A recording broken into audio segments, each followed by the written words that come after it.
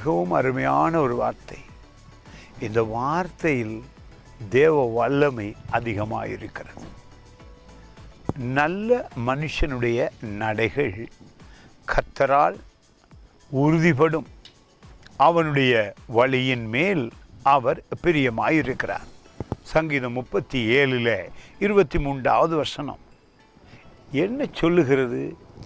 பூமியிலே நல்லவன் ஒருவன் இல்லை என்று தேவன் அறிந்து இயேசு கிறிஸ்து அற்புதமாக பூமியிலே நல்லவராய் பிறந்தார். காரணம், தேவனாயிருந்தார். அந்த நல்லவரை விசுவசிக்கிற, அந்த இயேசுவை விசுவசிக்கிற, அவர் சிலுவையில் ஏற்படுத்தின அந்த நீதியை விசுவசித்தவர்கள் நல்லவர்களாய் நீதிமான்களாய் மாறுகிறார்கள்.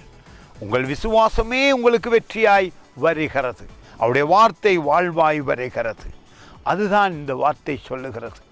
பரிசுத்த ஆவியானவர் கிறிஸ்து மூலமாக எங்களுக்கு ஆறுதலாக வெற்றியாய் கொடுக்கப்பட்டிருக்கிறார். பரிசுத்த ஆவியானவர் உங்களுக்குள்ளே வாசம் பண்ணுகிறதினாலே நீங்கள் நிச்சயமாக வெற்றியாய் சுகமாய் பலனாய் வாழ முடியும். இந்த நாளிலே இந்த வார்த்தை உங்கள் உள்ளத்தில், ஆண்டவரே உம்மை முழு உள்ளத்தோடு ஏற்றுக்கொண்டேன், நான் உம்முடைய கிருபையிலே வாழ்கிறேன், உம்முடைய வார்த்தையிலே வாழ்கிறேன், நீரே என் தேவன், உம்மால் அன்றி எதுவும் நடப்பதில்லை என்று நீங்கள் இயேசுவை வழியாக சத்தியத்தால் அவரை ஜீவனாய் ஏற்றுக்கொள்ளும் பொழுது, அவர்தான் வழி, அவர்தான் சத்தியம், அவர்தான் ஜீவன், உடனடியாக உங்கள் வாழ்வே மாறுகிறது, ஆசீர்வாதம் ஆகிறது.